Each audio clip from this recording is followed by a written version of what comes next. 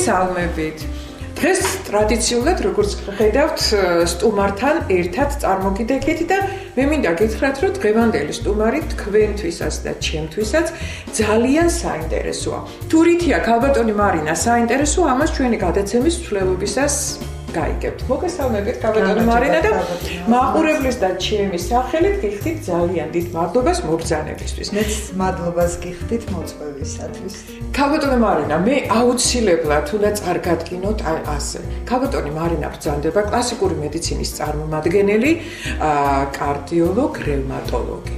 თუმცა ჩვენ დღეს კარდიოლოგიაზე და რევმატოლოგიაზე კი არ ვისაუბრებთ, არამედ ვისაუბრებთ ფიტოთერაპიაზე და შეიძლება თქვენი ინტერესი სწორედ ამით იყოს განპირობებული.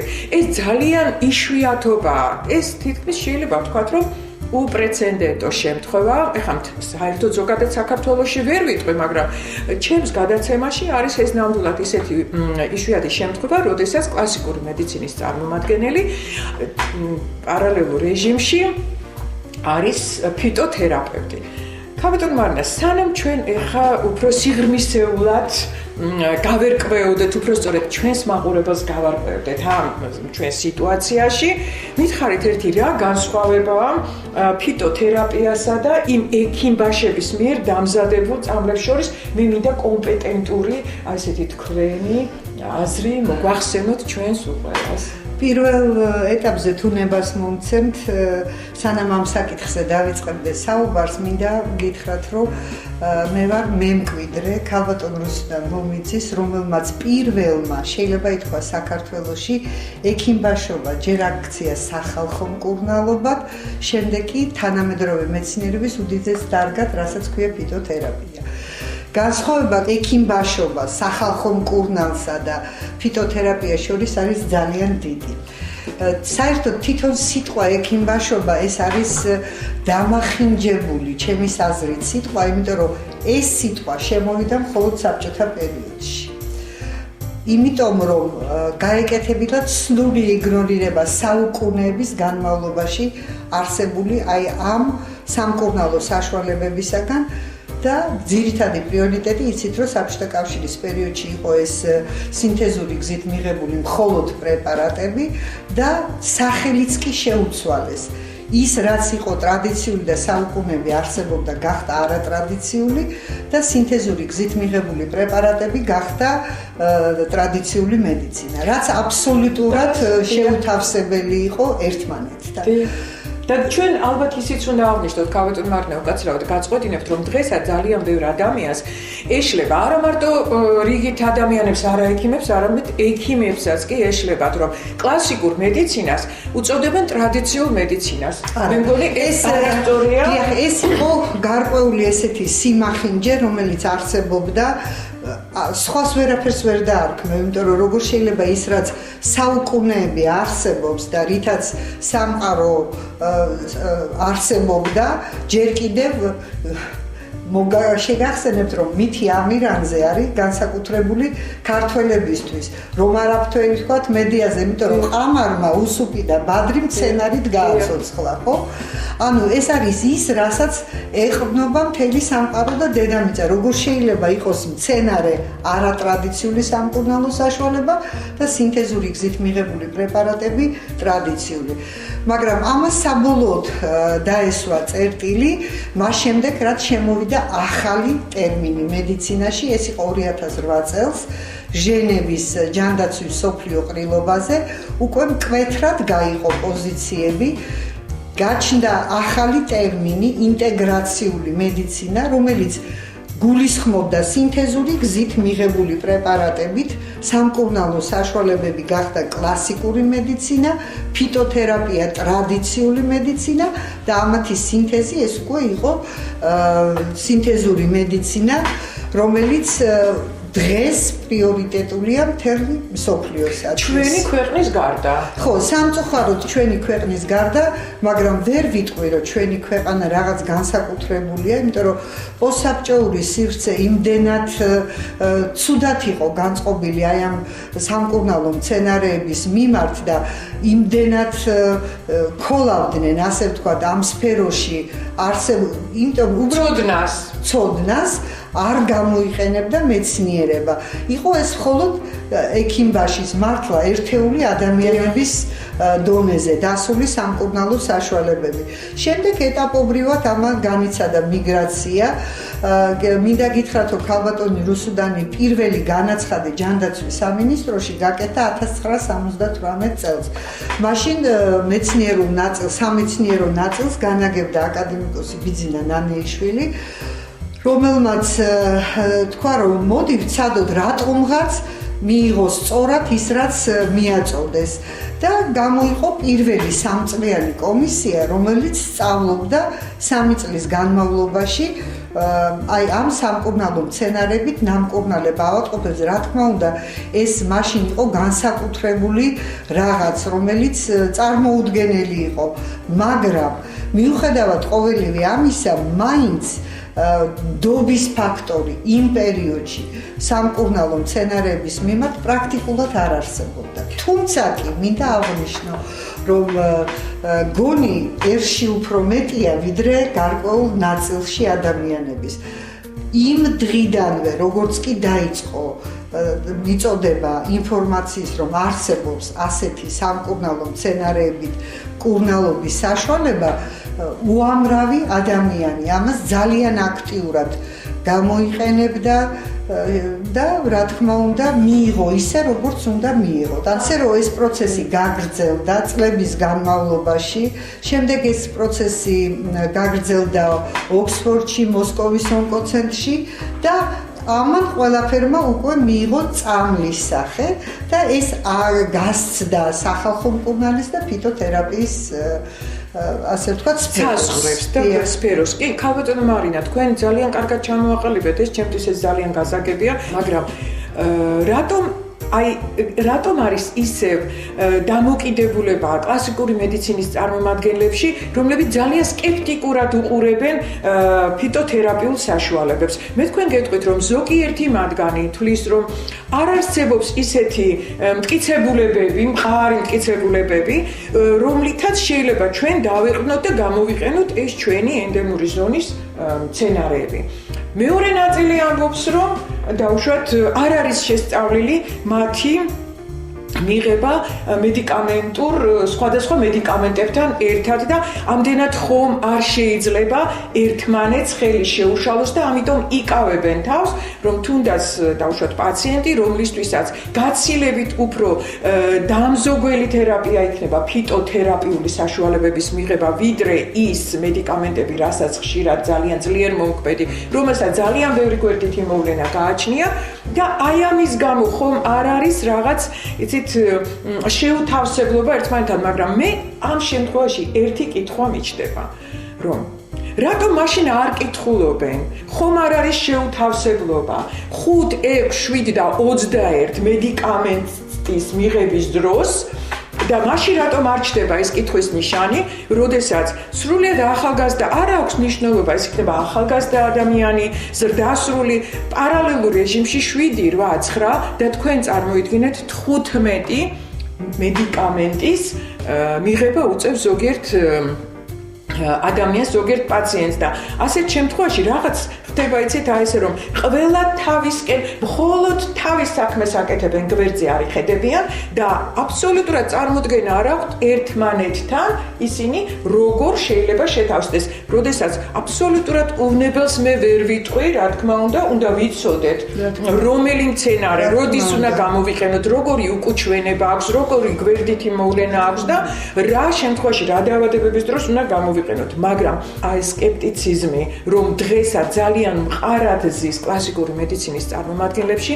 მე აი სწორედ ამან მათქმევინა ის, რომ დღეს თქვენ განსაკუთრებული და ძალიან საინტერესო სტუმარი ბრძანდებით, რომელმაც ეს ორი სფერო შეაერთა და საჭიროების და მიხედვით იყენებთ სწორედ იმ საშუალებას, რაც იმ კონკრეტულ დაავადების დროს კონკრეტულ ადამიანს ესაჭიროება და ვითხარით, აბა როგორ არის, რა საშუალებები წარმოგვიდგინეთ დღეს, რა მცენარეებია? პირველ რიგში მინდა დავიწყო იმით, რომ ყველა სამკურნალო მცენარე, რაც კი არსებობს დედამიწის ზურგზე, შეიცავს ყველა ორგანულ და არაორგანულ ნივთიერებებს.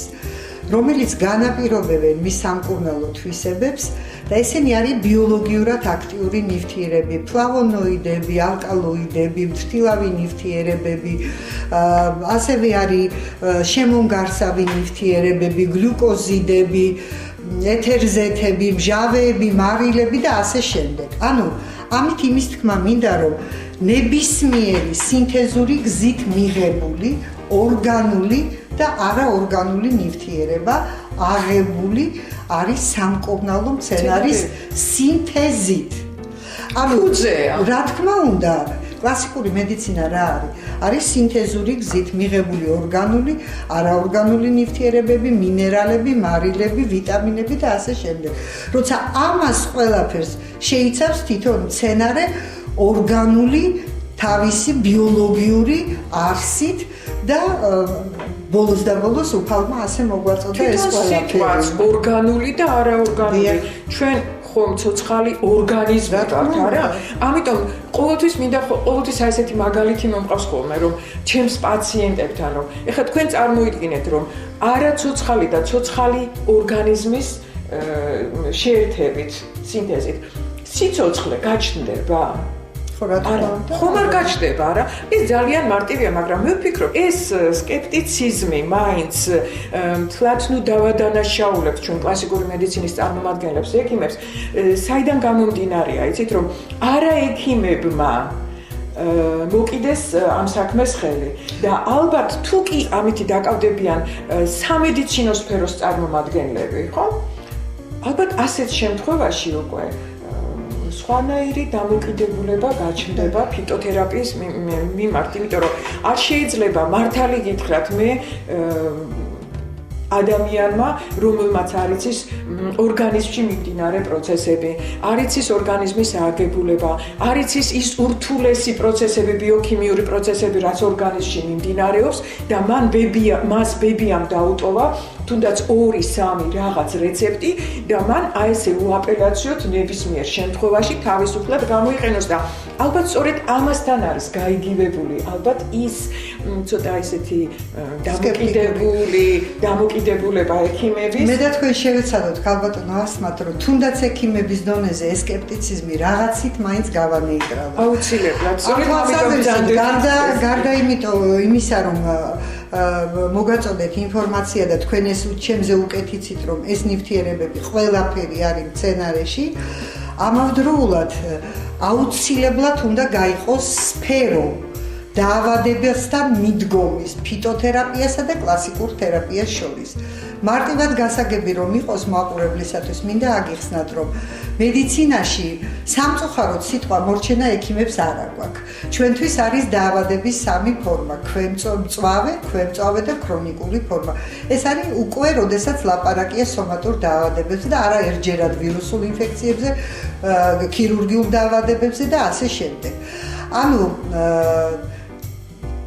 მინდა გითხრათ, რომ ფიტოთერაპია ეს არის სამკურნალო საშუალება, რომელიც აბსოლუტურად შეუცვლელია ქრონიკულ სტადიაში დაავადების. ეს კლასიკური მედიცინა, ეს არის სამკურნალო საშუალება, რომელიც პრაქტიკულად შეუცვლელია დაავადების მწვავე სტადიაში.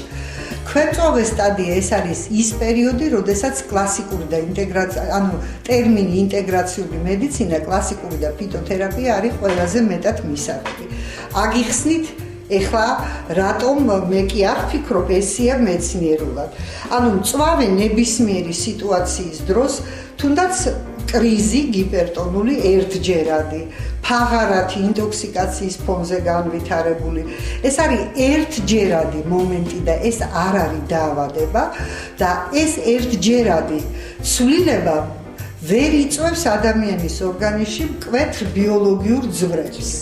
ამიტომ კლასიკური მედიცინის პრეპარატი ერთჯერადად აბსოლუტურად მისაღებია. მაგრამ წარმოიდგინეთ, თუ კი ეს ყველაფერი ინტოქსიკაციის ფონზე, ანტიბიოტიკების ფონზე, ვირუსული ინფექციის ფონზე გადავა უკვე დისბაქტერიოში. და ეს არის დიარეა, რომლითაც ათეული წლებით იტანჯებიან ადამიანები. ეს არის უკვე პროცესი, როდესაც ორგანიზმში აბსოლუტურად შეუქცევადი მოვლენები ვითარდება, ზიანდება აბსოლუტურად ყველა ორგანო დაწყებული სისხლის კედლიდან, დამთავრებული უფრო მნიშვნელოვანი, თუმცა კი ჩვენ ორგანიზმში უფრო მნიშვნელოვანი არაფერი არ არსებობს და ყველაფერი ერთნაირად მნიშვნელოვანია. აი რა უნდა გააკეთოს ამ დროს ავადმყოფმა. მაინტერესებს თუ კი არსებობს ბუნებაში კლასიკური მედიცინის თუნდაც ერთი პრეპარატი, რომელიც შეიძლება რომ ათეული წლები ადამიანმა იხმაროს. ასეთი რამ არ არსებობს. დავუშვათ იგივე ფაღარათის დროს გააქტიურებ ფერმენტებს, შეიტან ხელოვნურად ფერმენტებს.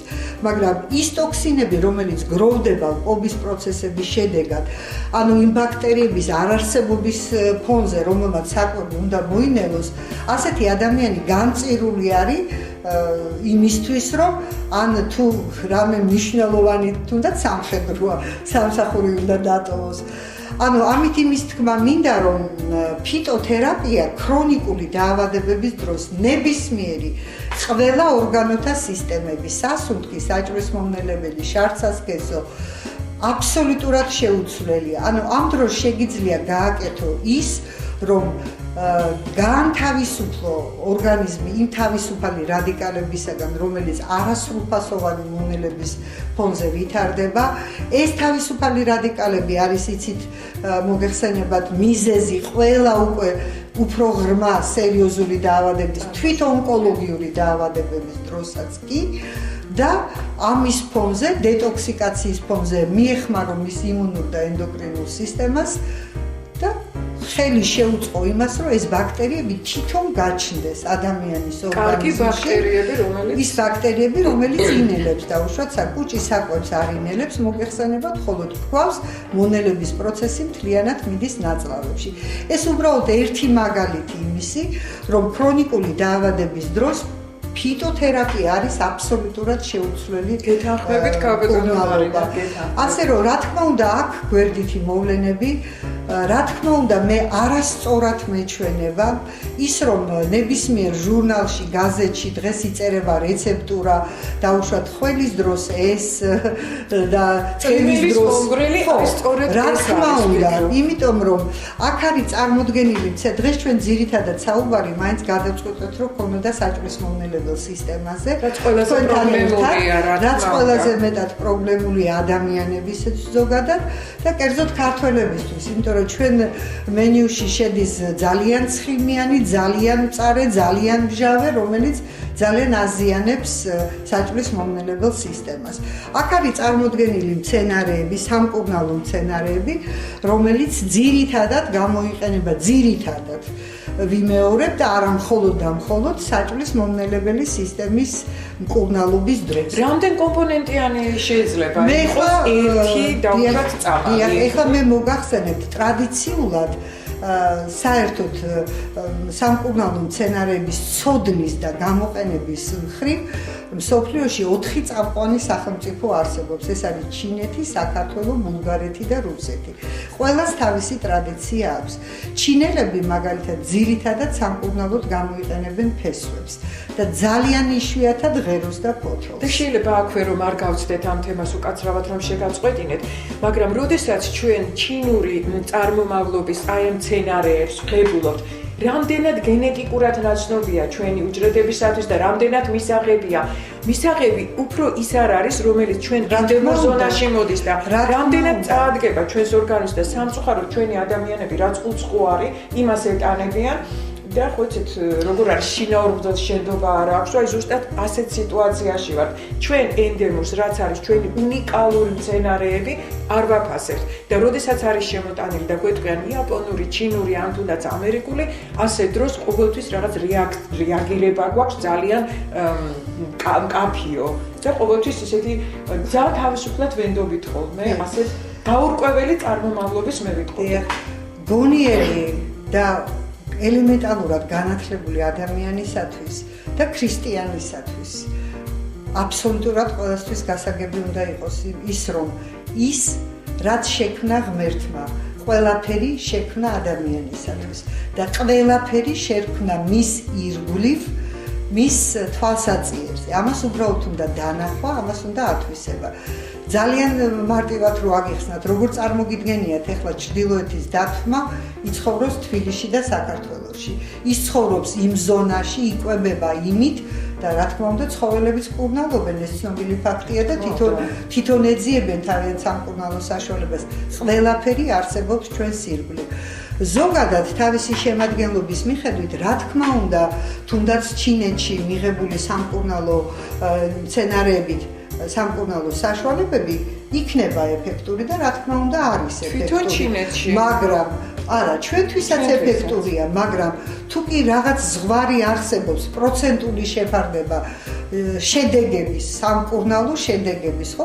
დავუშვათ, თუ ქართველისთვის ქართული სამკურნალო სცენარებით მკურნალობა 100%-იანი არასოდეს მედიცინა არ არის, იმიტომ რომ ეს არ არის მათემატიკა, რომ ორჯერ ორი ყოველთვის ზუსტი მეცნიერება მედიცინა. ამიტომ თუ კი ჩავთვლით, რომ ყველაზე საუკეთესო ვარიანტში შედეგი შეიძლება დადგეს 70-80%-ში ქართული მცენარეებით. იგივე სამკურნალო საშუალებები ჩინურს დაუშვათ, თუ კი ან რუსულს, ან ბულგარულს გამოიყენებს ადამიანი, შედეგი, რა თქმა უნდა, მინიმუმ 20%-ით უფრო დაბალი იქნება. ეს ჩვენი შეთავსების მიხედვით. თქვენ მოგეხსენებათ, რომ ადამიანის ორგანიზმი არის ურთულესი მექანიზმი. თვითონ იცის რა სჭირდება. ეს ჩვენ ვაიძულებთ აკეთოს ის, რაც მას არ სჭირდება. ელემენტარული, რა თქმა უნდა, წყალს ვერ დალევს ადამიანი, თუ კი არ სწყურია. ანუ ინსტინქტების დონეზე ადამიანს ტვინი კარნახობს ყველა იმ აუცილებლობას, რაც მას სჭირდება. აი მაგალითად, როდესაც ნატურალური საკვებით იკვებება ადამიანი.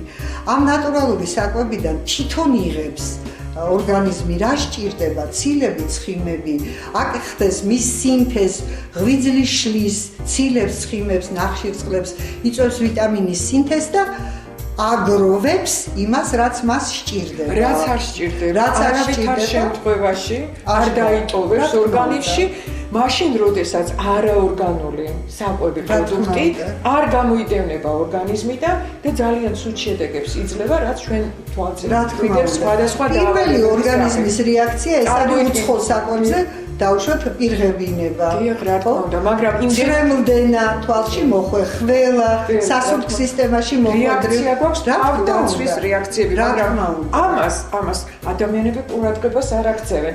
რითია გამოწვეული იგივე ცრემლდენა, რითია გამოწვეული იგივე ხველა. ამას სადღაც სხვაგან ეძებენ ამის მიზეზს და რატომღაც ადამიანებმა დაივიწყეს მიზეზების მოძიება და პირდაპირ იწყებენ შედეგთან ბრძოლას, რაც კიდევ უფრო მეტად აზიანებს ჩვენს ორგანიზმს და აი სწორედ ქალბატონო მარინა, თქვენ წარმოგვიდგინეთ დღეს ჩვენი მაყურებელი მიჩვეულია ამას, რომ ჩვენ ყოველთვის რაღაც კერძს ვამზადებთ ხოლმე და შემდეგ ან ვეთანხმები ამ კერძის სწორად მომზადებაში, ან ოპონირებას უწევთ ჩემს სტუმრებს.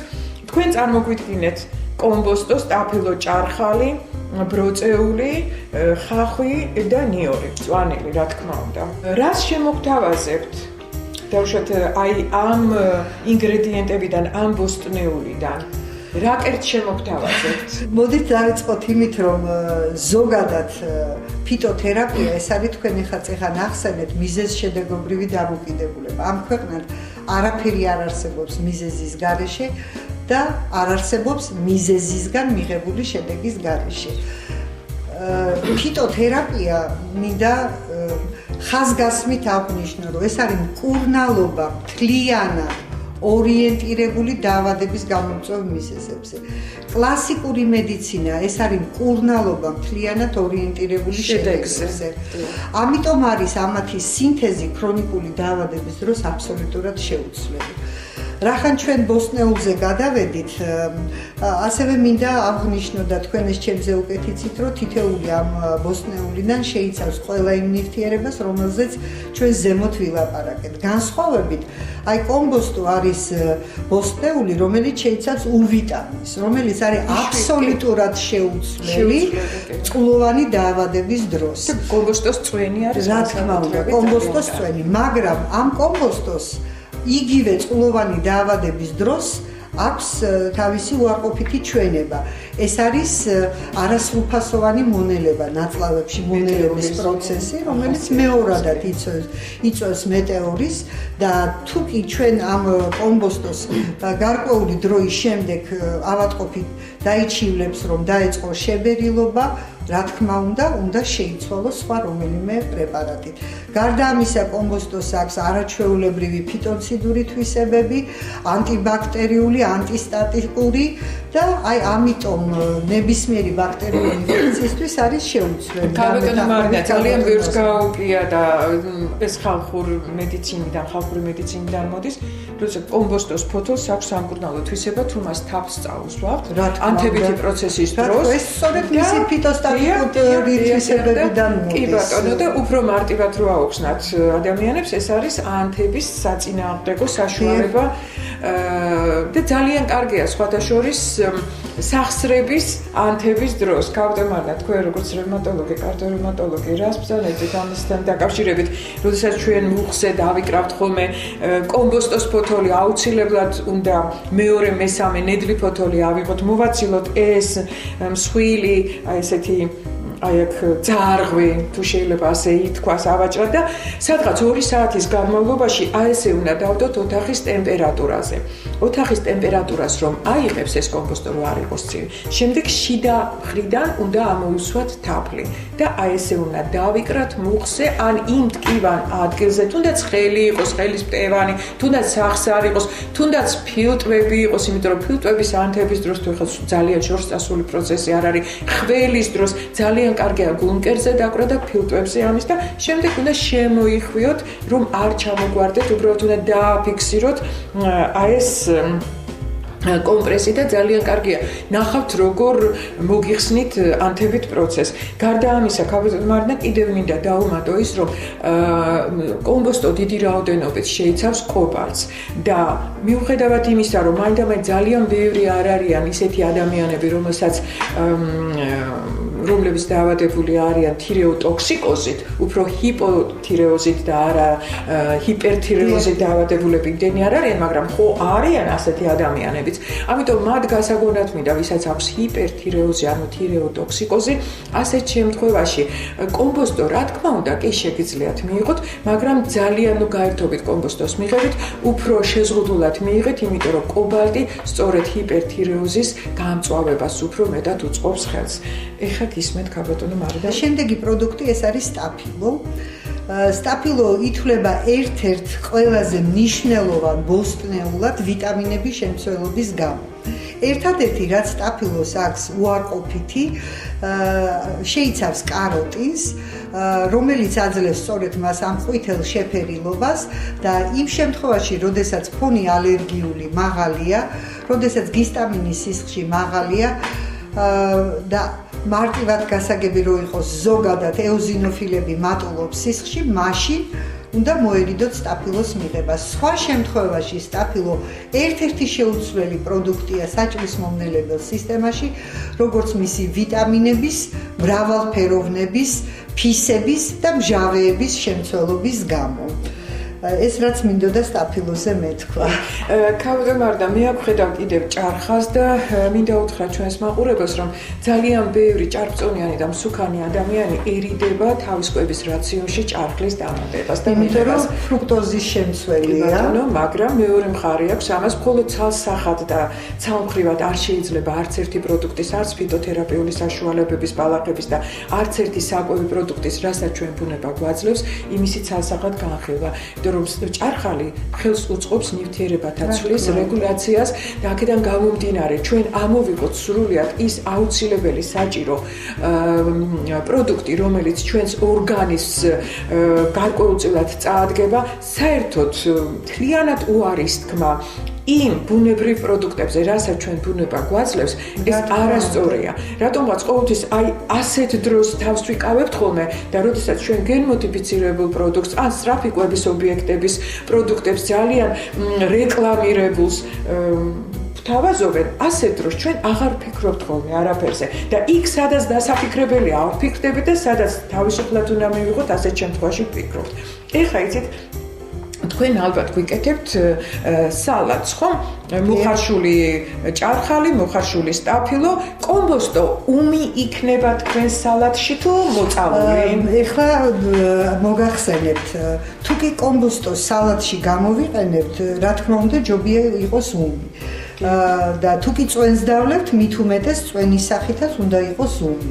მაგრამ მინდა მოგახსენოთ, რომ მოწალული კომბოსტო ან მარილწყალში თუნდაც 10 წუთის დუღილის შემდეგ კომბოსტო არ კარგავს არანაირ სამკურნალო თვისებას და რჩება ისეთივე, როგორიც იყო.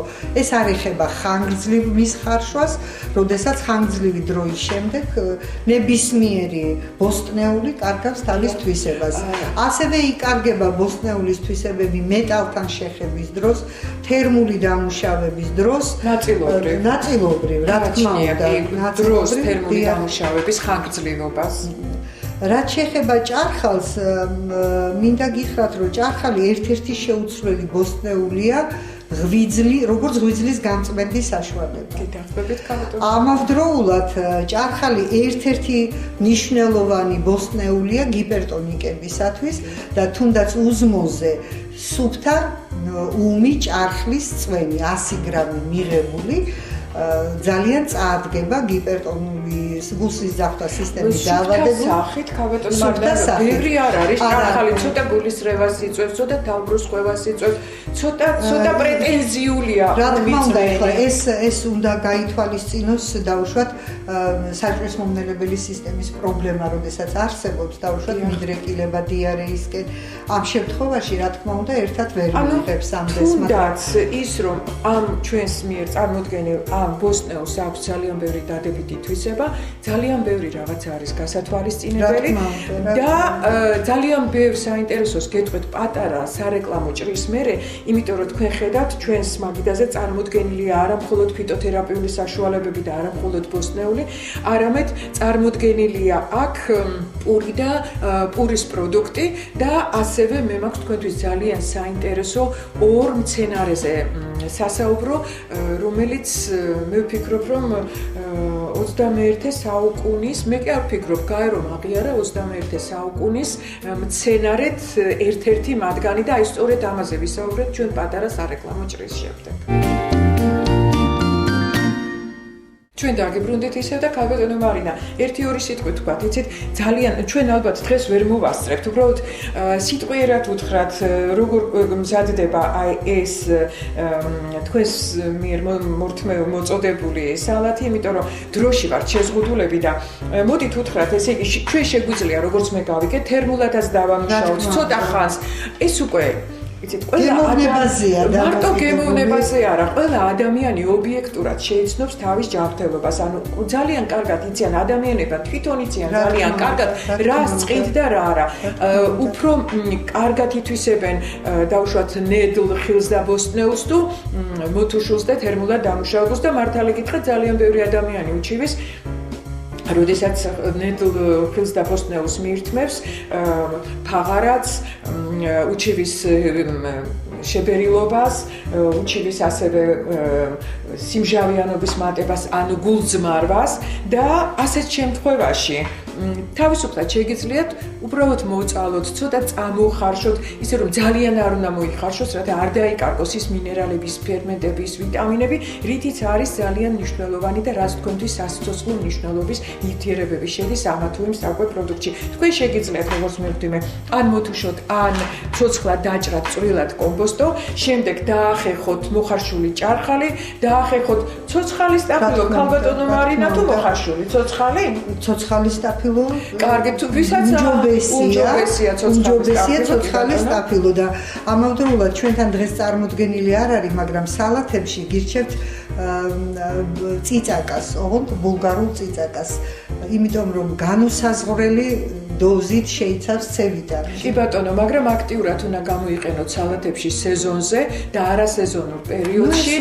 ეს უკვე გენმოდიფიცირებული პროდუქტია, ამიტომ როდესაც ჩვენ რომელიღაცა პროდუქტს, რომელიღაცა ბოსტნეულს გირჩევთ, ყოველთვის გაითვალისწინეთ სეზონურობა და თუ თქვენ ამას მიყვებით მართლა სეზონურობას, თქვენ თვითონ ახავთ თქვენთან ისევ ჯანმრთელობა როგორ დაბრუნდება ნელ-ნელა. თუმცა არც თუ ისე ნელ-ნელა, ძალიან თვალსაჩინო და ძალიან სწრაფად. ჩვენ შეგვიძლია შემდეგ ამას ზეთი დავასხათ. რა თქმა უნდა დავაჭრათ მწვანილები და კიდევ მინდოდა სტაფილოზე მეთქვა რომ უმისტაფილო რატომ იცით აი პირის ღრუში უმისტაფილო იმ მიკროორგანიზმებისაგან თავისუფლებს პირის ღრუს ეს თვისება გააჩნია სტაფილოს ნებისმიერ ბოსტნეულს ფიტონციდური თვისება და ანტიბაქტერიული და მით უმეტეს როდესაც საკვების გადამუშავება იწყება პირის ღრუდან პირის ღრუს ყოველთვის ძალიან დიდი მნიშვნელობა უნდა მივანიჭოთ და უნდა დავიცვათ მისი რა თქმა უნდა ჰიგიენური სისუფთავე. ჰიგიენა უნდა დავიცვათ. ეხლა ჩვენ შემდეგ მოვასხავთ ამას ზეთს, რა თქმა უნდა. უმჯობესია თუ ზეითუნის ზეთს ვიხმართ ალბათ. რა თქმა უნდა, უმჯობესი არის ზეითუნის ზეთს. და თუ მოვთუშავთ რაფინირებული ზეთი, ვფიქრობ უფრო შეუნარჩუნებს თავის თვისებას, იმიტომ რომ მოვთუშვის დროს ზეითუნის ზეთი თვითონ კარგავს ყველა სამკურნალო თვისებას. კარგი, მაგრამ კარგით ქალბატონო მარინა, მაგრამ ჩვენმა მაყურებელმა ჩემგან სულ სხვა ტექნოლოგია იცის, როდესაც ჩვენ ვთუშავთ ძალიან ცოტა წყალში, ამ ბოსტნეულს იმ წყალს ვასხავთ, იმიტომ რომ ვანიტრატებთ და შემდეგ უკვე როდესაც გამზადდება, უმად ვასხავთ, რომ თერმულ დამუშავებაში არ მოხდეს ზეთი, არც ზეითუნის და არც სხვა დანარჩენი ზეთები. ეს უკვე ჩვენი ცხოვრების წესია და ეს ჩვენმა მაყურებელმა ძალიან კარგად იცის. მარილი, რა თქმა უნდა ზომიერად გავუკეთოთ, ესეც ჩვენ ძალიან ბევრჯერ ვისაუბრეთ მაყურებლის წინაშე. ძალიან ბევრ სტუმართან ერთად მარილის ზომიერ მოხმარებაზე და ის რომ მარილი აუცილებელი არის ნატრიუმ ქლორიდი აუცილებელია ჩვენი ორგანიზმისთვის და მისი მთლიანად ამოღება ეს არის ძალიან დიდი შეცდომა და როდესაც ასეთ მოწოდებებს გაიგებთ დარწმუნებული ვზარდებოდეთ რომ სწორი რჩევები არ არის თქვენთვის ეს განსაკუთრებით ეხება თირკმლის ქრონიკულ უკმარისობას როდესაც აბსოლუტურად უკრძალავენ მარილს. ღვიძლის უკმარისობასაც, როდესაც უკრძალავენ, რა თქმა უნდა, წარმოუდგენ ყველა ორგანოს სისხლსაც, ყველა ორგანოს ესაჭიროება ნატრიუმი, როგორც სხვა ყველა დანარჩენი მინერალური მარილი. ეხლა რა შესაქმე? ქალბატონო მარინა, მე აქ წარმოდგენილი მაქვს თქვენ წარმოგვიდგინეთ მცენარეები, მაგრამ მე წარმოგიდგინეთ თქვენ აი ესეთი სახის, არ ვიცი რამდენად კარგად ჩანს ოპერატორს რომ ახლოს მოიტანოს კადრი და გაჩვენოთ. ეს არის ამარანტი. ამას ქვია ამარანტი. რა არის ახლა ამარანტი? ამარანტი არის მცენარე, რომელიც როგორც გითხარით თქვენ, გაირო აღნიშნა და აღიარა, რომ ეს არის 21 საუკუნის მცენარე და რატომ არის ეს ასეთი მნიშვნელოვანი? ის შეიცავს ისეთ უნიკალურ ნივთიერებას კვალენს, რომელიც აღმოჩენილი არის ზვიგენის ღვიძლში და ეს კვალენი აღმოაჩინეს ზვიგენის ღვიძლში სადღაც 1906 წელს და ღვიძლში აი ზვიგენის ღვიძლში ეს არის 1.1%. ეს კვალენი არის არაჩვეულებრივი საშუალება სიმსივნური დაავადებების დროს, კიბოს დროს ხმარობენ და ასევე სხვა მძიმე დაავადებების დროს და იაპონელებმა დაიწყეს ამ ძალიან ძვირადღირებული პრეპარატის შექმნა და ძალიან ძვირადღირებულ პრეპარატს სწორედ ამ დაავადებების დროს გამოიყენებენ. იქიდან გამომდინარე, რომ ახლა სად არის ამდენი ზვიგენი და ამდენი ღვიძლი ზვიგენის შემდეგ რომ ესეთი მინიმალური რაოდენობით გამოიყოფა ღვიძლიდან და ძალიან დიდი კვლევა ძიების მერე მიაგნეს მცენარეს, რომელსაც ქვია ამარანტი და მას სწორედ მასში სამჯერ მეტი სკვალენი აღმოჩნდა, ვიდრე ზვიგენის ცოცხალ ორგანიზმში, დიახ, სამჯერ მეტი აღმოჩნდა და 30-ჯერ მეტი ლიზინია, რომელიც ხორბალთან შედარებით, წარმოიდგინეთ, რომელიც როგორ უწყობს ხელს საკვები ნივთიერებების შეწოვას და მისი დანაკლისი კიდე რამდენად აისახება ჩვენი ორგანიზმის ცუდ მდგომარეობაზე, რა თქმა უნდა. და სწორედ აი ამ ამარანტის, რომელშიაც ახლა მე წინასწარ უკვე გაურიე ტოპინამბური თქვენ გახსოვთ, ჩვენ ქონა გადაცემა, სადაც ბატონმა რამას ყურაშვილმა, ენდოკრინოლოგმა პროფესორმა თვალსაჩინო წარმოგვიდგინა ტოპინამბურის როგორც მცენარე, ასევე ბოლქვები. ტოპინამბური ეს არის ბოლქვის სახით, კარტოფილის მსგავსი ძირხვენია. რომელსაც იცით რა თვისება აქვს, რატომ დავაკავშირე ახლა მე ჩვენს ბოსტნეულთან. ბოსტნეული ძალიან დიდი რაოდენობით იღებს ისეთი ბოსტნეული, რომელიც აი ძირხვენების სახით, რომელსაც მიწასთან ახლოს აქვს შეხება, ან თვითონ მიწაში მწიფდება და მოდის. ძალიან დიდი რაოდენობით მათში გროვდება ნიტრატები, ასევე გროვდება მძიმე ლითონები და რადიოაქტიული ნივთიერებები. აი სწორედ ტოპინამბურს აქვს უნარი საშუალება, რომ გაანეიტრალოს ეს ზემოთ ჩამოთვლილი ანტიოქსიდანტური თვისება გააჩნია და თვითონ არავითარ შემთხვევაში აი ამ მძიმე მეტალებს, ამ ნიტრატებს არ იწოვს ეს ტოპინამბური. მას სხვანაირად თქვია მიწა-ვაშლა. თქვენ მას ყველანი ძალიან კარგად იცნობთ, იმიტომ რომ ნახავთ საკოლმეურნეო ბაზრებში, ამ ბოლო დროს სუპერმარკეტებშიაც შემოვიდა და მისი ხმარება შეგიძლიათ სალათებში, როდესაც თქვენ აი ასეთი სახის სალათს მოამზადებთ, ბოსტნეულის სალათს, იმისათვის რომ მოხდეს განეიტრალება, განიტრატება აი ამ მძიმე მეტალებისაგან, ნიტრატებისაგან და რადიოაქტიული ნივთიერებებისაგან, რომელიც ჩვენ ორგანიზმს ნამდვილად სერიოზულ ზიანს აყენებს, შეგიძლიათ აი ესე მოაყაროთ ერთი ჩაის კოვზი ერთმანეთში შერეული ამარანტი და ტოპინამბური, ანუ მიწა-ვაშლა. აი სწორედ ამ ეს ნაერთი არის დამატებული პურში, რომელიც სულ ახლახანს გამოჩნდა ჩვენს დახლებზე ძალიან მცირე რაოდენობით, იმიტომ ის არის, იცით, პური ჩვენი არსობისა. ჩვენ არაერთხელ შევხვდებით ამ თემას, ქალბატონო მარინა ჩვენ სტუმრებთან ერთად, რომელიც დღეს გახდა პური ჩვენი ჯანმრთელობის დაზიანებისა, აბსოლუტურად შეიცვალა ძირითადი დანიშნულება.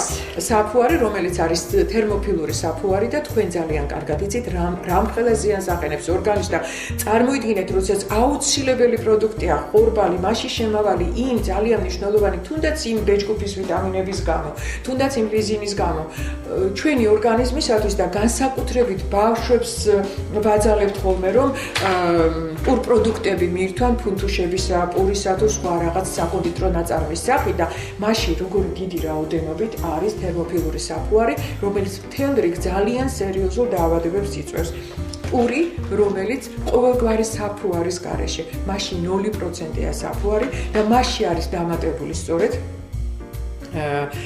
ამარანტისა და ტოპინამბურის, ანუ მიწა-ვაშლას უკვე გამზადებული აი ესეთი სახით, რა დავარქვათ ამას, დანამატი? ალბათ. დანამატი. კი ბატონო, და რომელიც ნამდვილად თქვენს ჯანმრთელობას წაადგება, მასში არის ჭვავიც,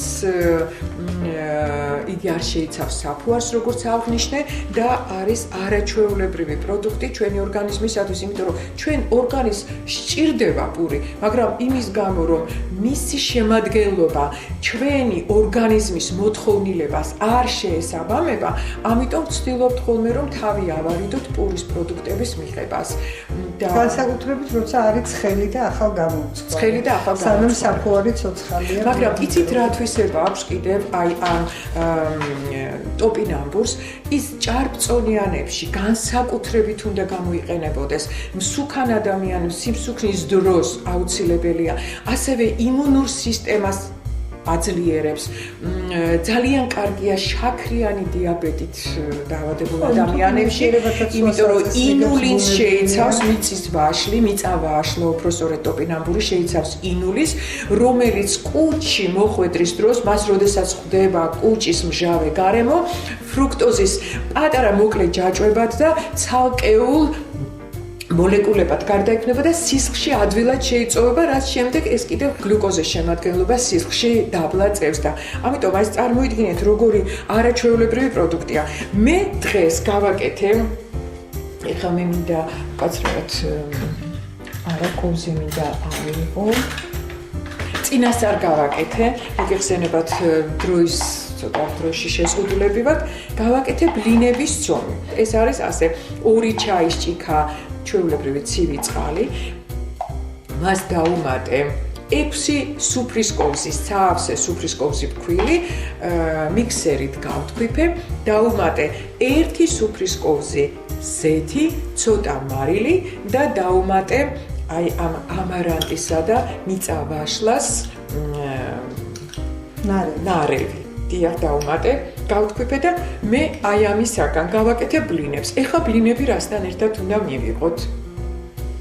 ძალიან ბევრს გონია რომ ბლინები უნდა აუცილებლად გაკეთდეს რძეზე, ან აუცილებლად უნდა გაკეთდეს კვერცხზე, არა შეგიძლიათ როგორც გითხარით, ბოლოდ წყლით, ფქვილით და ზეთით გააკეთოთ, ეს არის უკვე სამარხო ბლინი, მაგრამ რითი უნდა მივიღოთ, რასთან ერთად უნდა მივიღოთ ბლინი? ეს კიდევ მეორე საკითხია.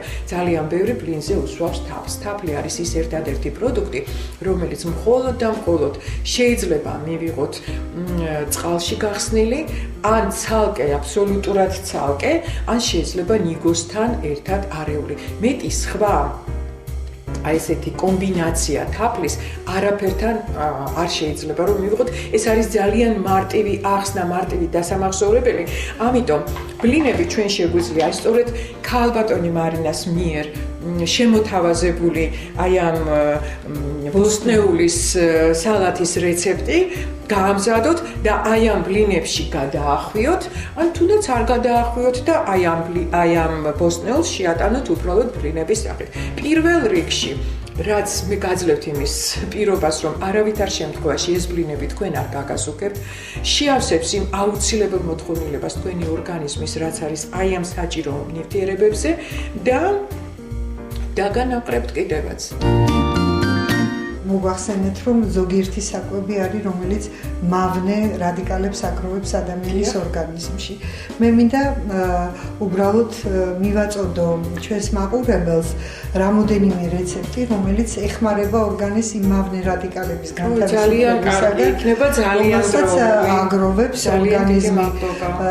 სამწუხაროდ ჩვენი ორგანიზმი ათეული წლების განმავლობაში აგროვებს თავისუფალ რადიკალებს წყლით, ჰაერით და საკვები პროდუქტებით.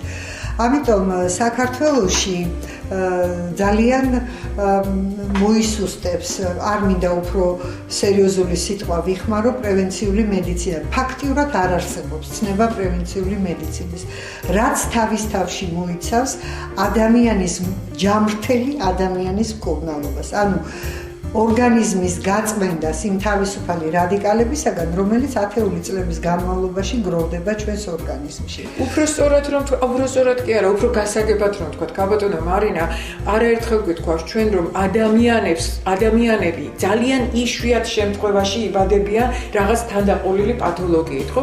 ადამიანი იბადება აბსოლუტურად ჯანმრთელი. და ის არსებული ჯანმრთელობა რომ შეინარჩუნოთ, აი სწორედ ეს არის პრევენცია, რომ იცოდეთ როგორ მოიქცეთ. რა თქმა უნდა, პირველ რიგში მინდა აღვნიშნო, რომ მხოლოდ მცენარეებით და მხოლოდ სწორი კვებით ამის მიღწევა პრაქტიკულად შეუძლებელია. თავარი არის, რომ ჩვენი თავი ჩვენ გვეკუთვნოდეს, არ შეგვეზაროს დროულად სუფთა ჰაერზე სიარული, ვარჯიში და ამასთან ერთად სწორი კვება, ეს არის ის, რაც ადამიანს ათეული წლები შეუნარჩუნებს ახალგაზრდობასაც და ჯანმრთელობასაც. ეხლა მე თქვენ მოგაწოდებთ რამოდენიმე რეცეპტს, რომელიც არის სწორედ მიმართული იქეთკენ, რომ ადამიანმა გაიწმინდოს წელიწადში ერთხელ მაინც ორგანიზმი, მაგრამ მინდა აგიხსნათ, რომ თავისუფალ რადიკალებს ძირითადად ინელებს კუჭი, მაგრამ ვერ ინელებს ტუტე გარემოში. ამიტომ ყველა ის, როცა თქვენ დააპირებთ დეტოქსიკაციას, ორგანიზმის იმუნური სისტემის სტიმულაციას, შეეცადეთ, რომ თავი დაიზღვიოთ იმ საკვებისაგან და იმ რომელიც ტუტე გარემოს ქმნის კუჭში. ეს პირველ რიგში ეხება რძეს და არარძის პროდუქტებს, აკრძალვა ეხება ტუტე მინერალურ წყლებს და აკრძალვა ეხება ისევ საფუარს, საფუარიანი ცომეული თავი უნდა შეიკავოთ, მაშინ მაინც სანამ ის ცხელია და მეორე დღეს თავისუფლად შეგიძლიათ მიიღოთ. ერთ-ერთი ასეთი სახლის პირობებში მოსამზადებელი საშუალება მინდა გიკარნახოთ. ეს არის 4 ცალი ლიმონის ქერქი გატარებული 100 გრამ ნიორთან ერთად. ამას დაასხავთ გადადუღებულ 2 ლიტრა წყალს, გრილს რა თქმა უნდა და შეინახავთ ბნელ ადგილას 2-3 დღის განმავლობაში. ამის შემდეგ წამალი მზად არის და შეგიძლიათ მიიღოთ დღეში 20-30 გრამი დილით უსმოზე. ქალბატონო მარინა, თუ აქვს ამ ნარევს უკუჩვენება, რომელიმე დაავადების დროს უკუჩვენება არის თუ არის მაღალი მჟავიანობა. კუჭის წვენის მაღალი მჟავიანობის დროს, რა თქმა უნდა, ეს არის მისი უკუჩვენება. მაგრამ ქალბატონო მარინა, მეც ცოტათი ვერკვევი ფიტოთერაპიაში და მეც ვიყენებ ხოლმე ჩემს პაციენტებში იმ შემთხვევაში ფიტოთერაპიულ ნაკრებს, რაშიც მე ძალიან ღმად ვარ დარწმუნებული და მათ შორის მაქვს ერთი ესეთი ძალიან ჩემი უკვე საგვარეულო არის გასახდომის საშუალება, რომელიც არა ისეთი გასახდომის საშუალებაა, როგორსაც დაუშვათ ჩაის სახით ყიდულობენ, რომელიც იწვევს შარდენას, რომელიც იწვევს ბაღარას, ხო? და ამის ხარჯზე კი არ ხდება, არამედ ნივთიერებათა ცვლის რეგულაციის ხარჯზე ხდება. ამიტომ, როდესაც ახლა რატომ გავუკეთე ესეთი პატარა ჩართვა, რომ რაღაც გარკვეულწილად მეც ვერკვევი ფიტოთერაპიაში, რა თქმა უნდა, არა ისე როგორც თქვენ, ამდენი სპეციალისტი ნამდვილად ფიტოთერაპიაში არ ვარ, მაგრამ კარგად ვიცი მისი კარგი თვისებები, სასარგებლო სამკურნალო თვისებები და ამიტომ ყოველთვის ვცდილობ ხოლმე რომ პაციენტს მიუთითო რომ ჩართოს თავის მკურნალობაში ფიტოთერაპიული საშუალება. მაგრამ თქვენ ახსენეთ რომ თუ კი არის კუჭის წვენის მაღალი მჟავიანობა და მას მაინც და მაინც აი ეს ნარევი უნდა მიიღოს. ხომ არ შეიძლება ჩვენ მანამდე მივცეთ მას თქვენ როგორ რეკომენდაციას გავუწევდით, აი მაგალითად სელის თესლის ნაყენი. ხო კუჭს ამოიფინება, ნაცვლავებს, ხო შეიძლება ეს არის.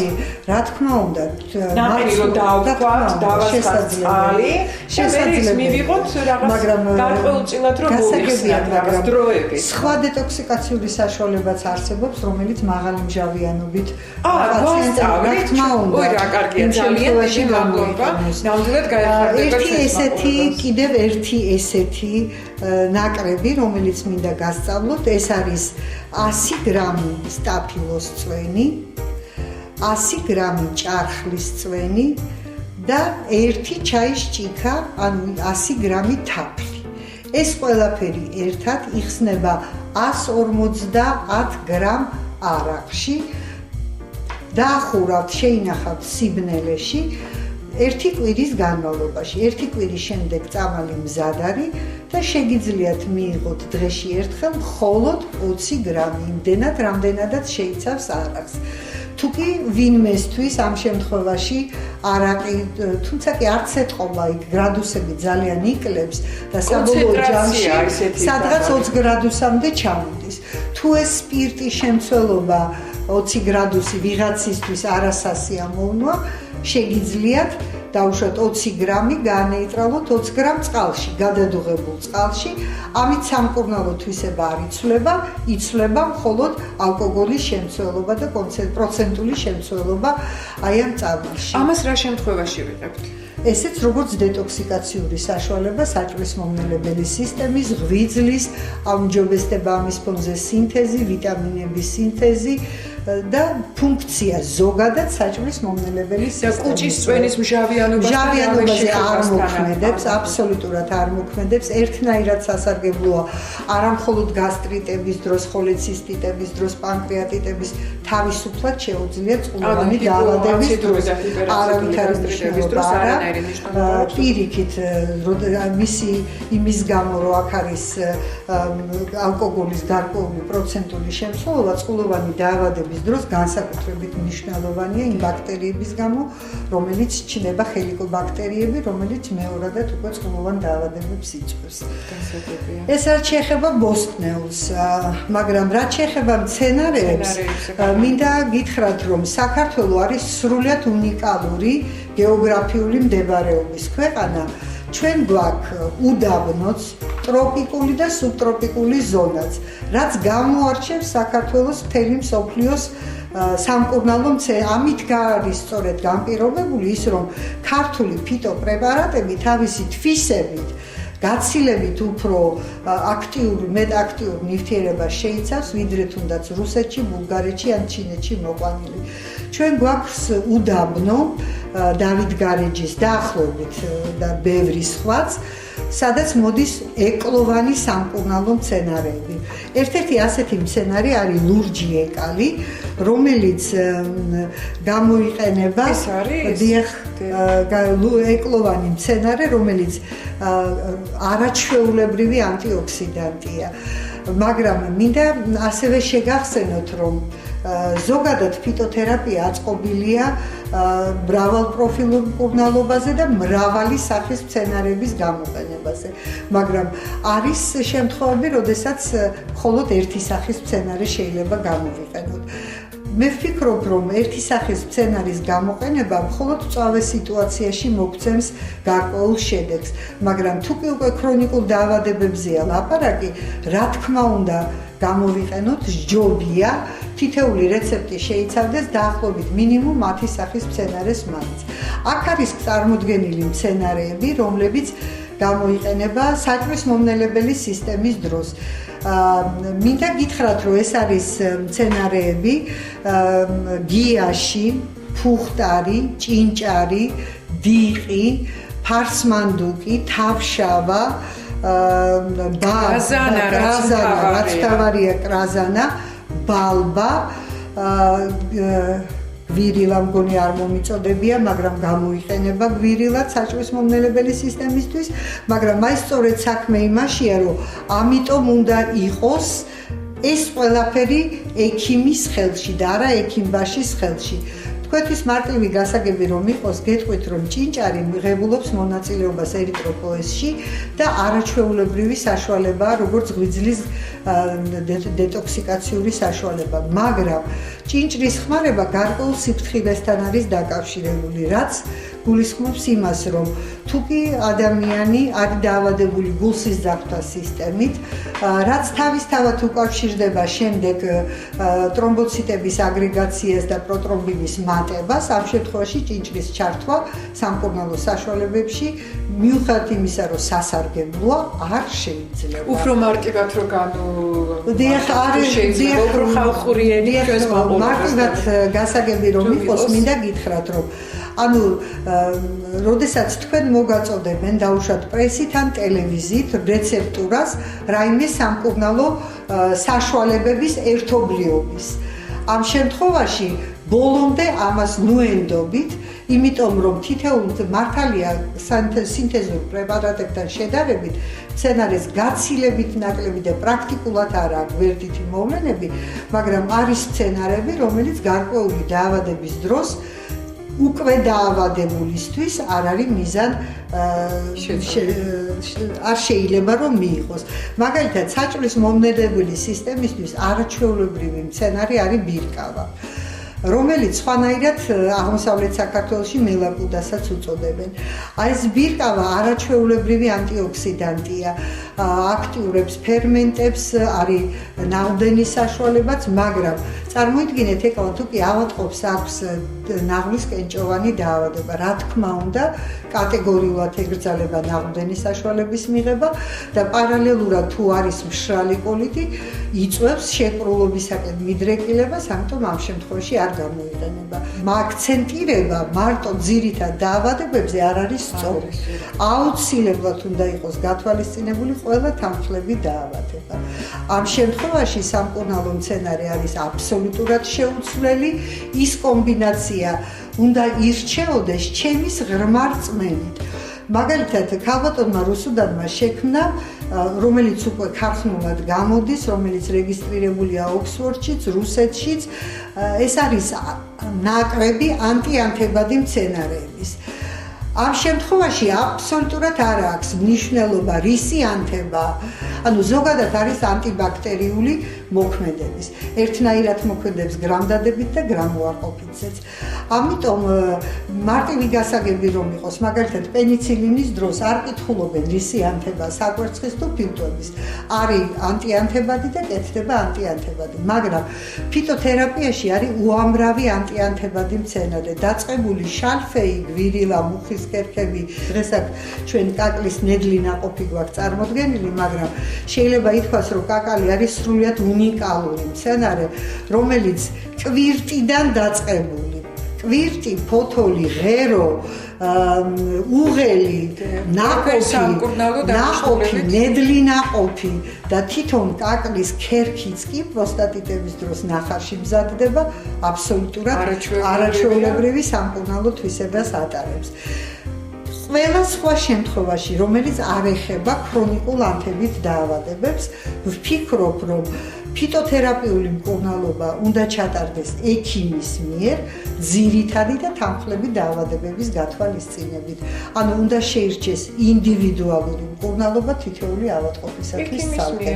ხო, ინდივიდუალური, ანუ შედეგიანი უფრო იქნება ინდივიდუალური მკურნალობა, ვიდრე უკვე ასე ვთქვათ, კლასიკურად ნაწარმოები, წავლები, რომელიც შეიძლება ვიღაცისთვის 100%-იანი შედეგის მომტანი იყოს, ვიღაცას იგივე წამალი საერთოდ არ არის. და მე რადგან ეხლა თქვენ მედიკამენტურ მკურნალობაზე გავუშვით ხაზი, ამას გააკეთეთ აქცენტი, მე მოვიძიეთ აი ეს მედიკამენტური მკურნალობის შედეგები და აღმოჩნდა თურმე წელიწადში 220,000 ადამიანი იღუპება აი ამ მედიკამენტური მკურნალობის შედეგად. ისე რომ მას როგორც დადებითი თვისებები აქვს, ასევე უარყოფითი თვისებები აქვს. არ ვიცი ეხლა ეს რითია განპირობებული, არასწორად იყო დანიშნული, არასწორად არის ეს მედიკამენტები დანიშნული, ან ხანგრძლივად არის დანიშნული და ორგანიზმი უკვე ვეღარ უმკლავდება მის ტოქსიურ ზეგავლენას თუ რითია განპირობებული, ყოველ შემთხვევაში ასეთი მონაცემებია და აი ამას ნამდვილად ვერ ვიტყვით ჩვენ ფიტოთერაპიულ საშუალებებზე, პირიქით ჩვენ სასიცოცხლო ფუნქციებს უფრო მეტად აძლიერებს, უფრო მეტად იმუნურ სისტემას, ჩვენს იმუნურ სისტემას მეტად აძლიერებს და ეხლა რას თქვენ ძალეთ კარგია რომ ნიგოს შეიხეთ, კინაღამ დამავიწყდა ნიგზის ხსენება, თქვენ რომ გააკეთებთ აი ამ ბოსტნეულის სალატს, ხო? შეიძლება რომ ამას დაჭრილის დავქვათ და აი ისეთი სახით მოვაყაროთ, იმიტომ რომ მარხვის პერიოდშიაც და არა მარხვის პერიოდშიაც მე გეტყვით რომ ნიგოზი დიდი რაოდენობით შეიცავს ცხიმებს, ეს 70%-ამდე 60%-ამდე ცხიმებს შეიცავს სკლეროზული თვისება, განსაკუთრებულად ასაკოვანი ადამიანის და ანტისკლეროზული რატომ აქვს ნახეთ თვითონ ნიგოზი ტვინის აგებულების არის რო შეხედავთ ანატომიურად ტვინის აგებულების არის და ეს უკვე მიგვანიშნებს იმაზე რომ ჩვენს მეხსიერებაზე ძალიან დადებითად მოქმედებს არა მარტო ჩვენს მეხსიერებაზე ეს არის საპროფილაქტიკო საშუალება მაღალი არტერიული წნევის დროს ასევე ათეროსკლეროზის წინააღმდეგ ასევე ანემიების დროს და ავიტამინოზის დროს და თქვენ წარმოიდგინეთ ზამთრის პერიოდში მართალია ბუნება ყოველთვის გვაძლევს ზუსტად იმ პროდუქტებს რაც ჩვენს ორგანიზმს სჭირდება მაგრამ რატომღაც ჩვენ ბალანსირებულ კვებას ვერ ვიცავთ და ამიტომ ეს დარღვეული არაბალანსირებული კვება რომ შევავსოთ და გახდეს ცოტა მაინც ბალანსირებული დღეში 5 ცალი კაკალი ოღონდ არა ასეთი სახით თქვენ უნდა შეიძინოთ კაკალი გატეხოთ და იმ წუთშივე მირთვათ რათა ის ძალიან მნიშვნელოვანი ნივთიერებები რაც არის ნიგოზში არ დაიკარგოს. აი მხოლოდ მაშინ იქნება კაკლის ნიგზის დადებითი თვისებები თქვენს ორგანიზმზე დადებითად მაშინ აისახება. ამიტომ აი ესეთი სახით არასოდეს არ შეინახოთ ნიგოზი, არც გატარებული სახით არ შეინახოთ. თუ კი გაატარებთ ნიგოზს, მხოლოდ ერთ შემთხვევაში თუ მას თაფთან ერთად გაურევთ, თავს დაახურავთ და აი ესე მიიღებთ ხოლმე ყოველდღე შეგიძლიათ ერთი ჩაის კოზის ოდენობით მიიღოთ. ანემიების დროს განსაკუთრებით ძალიან კარგია და მარხვის პერიოდში ხომ არაჩვეულებრივია და ზოგადადაც კაკალი ეს ის პროდუქტია, როგორც ქალბატონმა მარინამ მოგახსენა, ძალიან ბევრი დაავადების სამკურნალოდ გამოიყენება მთლიანად კაკალი, თავიდან ბოლომდე, ხმის ღერიდან, ყვავილიდან, კი ბატონო. ქერქის ჩათვლით. ეხლა ქალბატონ მარინა, თქვენ ამდენი მცენარე წარმოგვიდგინეთ. თუნდაც ერთი აი ყაბზობის წინააღმდეგ. ყაბზობა დღეს არის ძალიან პრობლემური საკითხი, თითქმის ჩვენი მოსახლეობის 80%-ს ყაბზობა ყაბზობისთვის ყველაზე რაც შეეხება სამკურნალო მცენარეებს, ყაბზობისთვის ყველაზე სასარგებლო სამკურნალო მცენარე ითვლება ღირილო და წყლის მატიტება.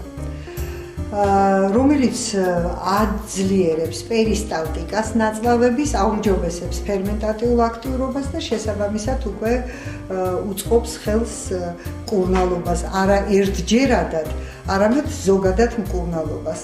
ყაბზობის დროს ეს არის ჩვეულებრივი იტები, კოლიტი, ბრონხიტი, ცისტიტი, ეს არის ანთებითი პროცესი, რომელიც ვითარდება ადამიანის ნაწლავში და კუჭის მოქმედება მთლიანად დამოკიდებულია იმ შემაერთებელი ქსოვილის პერისტალტიკის უნარზე, რომელმაც უკვე გადამუშავებული საკვები უნდა გამოდევნოს ორგანიზმიდან, მაგრამ იქ სადაც ეს ანთებითი პროცესი ვითარდება, შიდა ნაწილი ნაწლავის ხაოებითა და იმ შემაერთებელი ქსოვილით ეწებება ერთმანეთს და ხდება აბსოლუტურად უძრავი.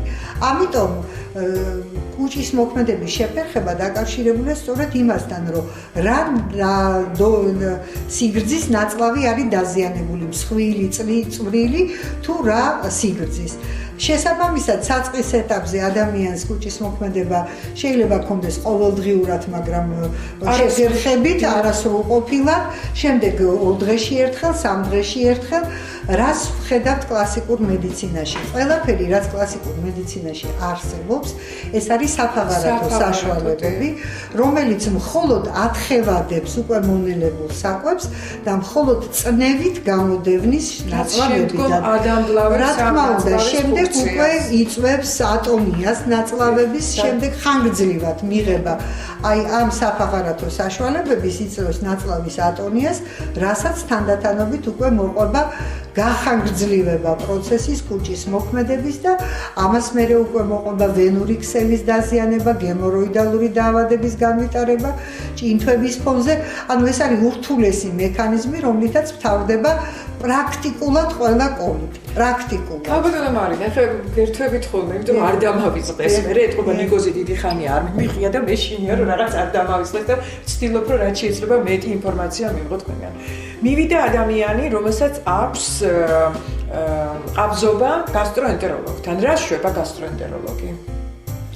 ძირითადად ფერმენტატიულ პრეპარატებს ნიშნავს, რომ მონელების პროცესი გააუმჯობესოს. არის თუ არა ის დროებითი ეფექტები? რა თქმა უნდა, ჩვენ ამაზე თავიდან ბოლომდე ამაზე ვალაპარაკობთ. ამაზე ვსაუბრობთ. ფიტოთერაპია ეს არის ორიენტირებული დაავადების მიზეზებზე, კლასიკური მედიცინა დაავადების შედეგებზე. ანუ მიზეზი არ არის მოხსნილი. მე სწორედ ამაზე მინდა ხაზის გასმა და მინდა რომ ძალიან გამოკვეთილად უთხრა ჩვენს მაყურებელს, რომ ის რომ თქვენ მიიღებთ გარკვეულ მედიკამენტს და აი ასეთ შემთხვევაში დროებით მოწესრიგდება თქვენი კუჭ-ნაწლავის ტრაქტი, ანუ პერისტალტიკა მოწესრიგდება, ეს არ ნიშნავს განკურნებას.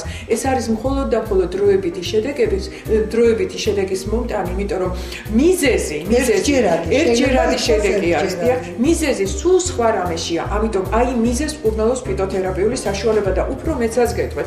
დღესდღეობით თითქმის ყველა ადამიანი, თითქმის არა, მაგრამ ძალიან დიდ ნაწილს ფარისებური ჯირკვლის პრობლემები აქვს, ანუ ჰიპოთირეოზი აქვს, ბავშვობიდან დაწყებული, ეს ისე გაახალგაზრდავდა და რაღაც ვირუსივით მოედო ეს დაავადება, ხო?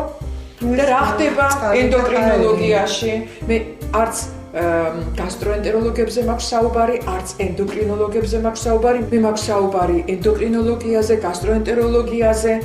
რატომ? იმიტომ რომ შეთავაზება არის არასწორი. როდესაც არის ფარისებური ჯირკვლის პრობლემა, იმ წუთასვე ადამიანს ენიშნება ისეთი ჰორმონი, რომელიც პირდაპირ სამიზნე, როდესაც პირდაპირ სამიზნე არის ფარისებური ჯირკვალის და ამ დროს არავინ არ აქცევს ყურადღებას იმას, რომ მიზეზი არის კუჭ-ნაწლავში და ღვიძლში. როდესაც კუჭ-ნაწლავი და ღვიძლი აბსოლუტურად ამორტიზირებული ხდება ფარისებური ჯირკვლის იმ ჰორმონებს, ასეთ შემთხვევაში ფარისებური ჯირკვალი თავის უკვე სტრესში ვარდება. ეს ძალიან ისეთი მარტივი და ისეთი გასაგები ენით გადმოგეცით, რომ თქვენ ელემენტარულად წარმოდგენა შეგექმნათ, რომ როდესაც თქვენ გაწუხებთ ფარისებური ჯირკვლის პრობლემა, გაქვთ დაუშვათ ჰორმონალური დისბალანსი, არასოდეს არ დაიწყოთ პირდაპირ ფარისებური ჯირკვლის მკურნალობა, ან სხვა თუნდაც ენდოკრინული ორგანოების მკურნალობა, იმიტომ რომ პირველი სათავე არის პირველი თავდაცვის ზოლი დაავადებებისაგან არის კუჭ-ნაწლავის ტრაქტი, მეორე ზოლი, ანუ მეორე ხაზი უпроსორეთ არის ღვიძლი და მხოლოდ მესამე ხაზი არის ენდოკრინული სისტემა, ისე რომ ყველაფრის მკურნალობა უნდა დაიწყოთ თავიდან, უნდა მოიხსნას მიზეზი იმისათვის, რომ დადგეს თქვენთვის საუბრობთ დღეს საჭმლის-მომნელებელი სისტემაზე და იმ სცენარებზე, რომელიც საჭმლის-მომნელებელი სისტემის პათოლოგიების დროს კიდევ ერთხელ ხომ არ გაუმეორებთ ასევე ყველაფერი ეს შეიძლება როგორც პრევენციული საშუალება გამოიყენოთ სრულიად ჯანმრთელმა ეს არის ფიტოთერაპიის ყველაზე დიდი ხიბლი რომ ერთი და იგივე მცენარე არა მხოლოდ კურნავს, არამედ იცავს მომავალი დაავადებებისაგან ადამიანის ორგანიზმს. მინდა ორიოდე სიტყვით შევეხოთ უკითხვენებას მომცეთ ფიტოთერაპიის გამოყენებას ონკოლოგიაში. მაშინ როდესაც დღეს მთელი მსოფლიოსათვის უმეტეს ონკოლოგიურ კლინიკებში არის ქირურგიული გაყოფილება, ქიმიოთერაპია, სხიური თერაპია და ფიტოთერაპია. საქართველოში ეს აბსოლუტურად მიუღებელია. ამ დროს ორიოდე სიტყვით თუ კი შევძლებ აგიხსნით მექანიზმს, რა მექანიზმით მუშაობს სცენარე ონკოლოგიაში.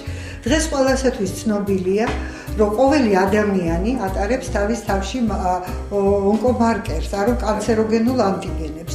ამავდროულად აღმოაჩინეს, რომ ყველა ორგანოს აქვს თავისი მარკერი და შესაბამისად დანომრეთ. მაგალითად, სარძევე ჯირკვლის გამოკვლევის დროს კეთდება კანცეროგენული ანტიგენი 15-3, ღვიძლის ალფა-ფეტოპროტეინი, კუჭის კანცეროგენული 19-9 და ასე შემდეგ.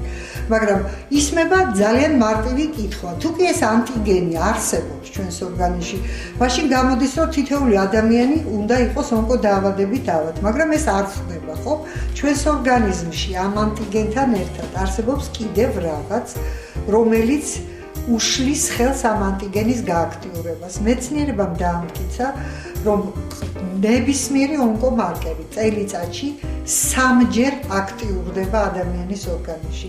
ამის შესაბამისად უნდა გააქტიურდეს ის ანტისხეულები, რომელიც უნდა გამოიმუშაოს ჩვენმა იმუნურმა და ენდოკრინულმა სისტემამ, რომლის ფონზეც უნდა ისევ თავის ნორმას დაუბრუნდეს გააქტიურებული ანტიგენი. როგორც კი ეს ბალანსი იღება ანტიგენსა და ანტისხეულს შორის, რომელიღაც აქტიური ანტიგენი იწყებს განვითარებას და იწყება უკვე ონკოლოგიური დაავადებების ჩამოყალიბება. აქ უკვე ბევრი კითხვა არსებობს, რატომ ირღვევა ეს ბალანსი და რატომ ამცირებს ან თუნდაც პერიოდულად წყვეტს ადამიანის ორგანიზმი ანტისხეულების წარმოქმნას.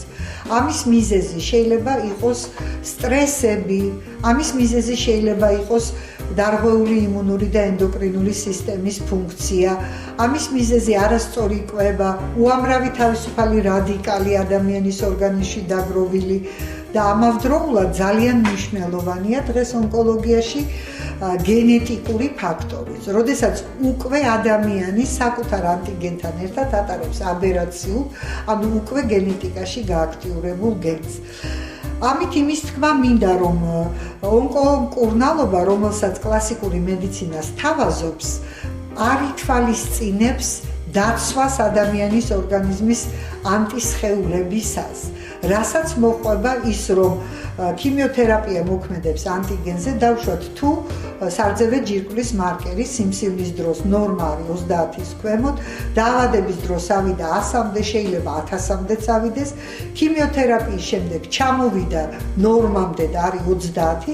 ხა წარმოიდგინეთ იმ 30 ანტიგენის მოქმედება ადამიანის ორგანიზმზე, როდესაც არ არსებობს ანტისხეული. ანუ ის ისეთივე მავნე ხდება ადამიანის ორგანიზმისათვის, როგორიც იყო ის 100 და 1000. საბედნიეროდ ადამიანის ორგანიზმს გააჩნია უნარი საკუთარი ანტისხეულების სტიმულაციის და წარმოქმნის, მაგრამ ეს ხდება პროცენტულად ძალიან დაბალ პროცენტულ შემთხვევაში. ეს არის დაახლოებით 30-40% სტატისტიკურად.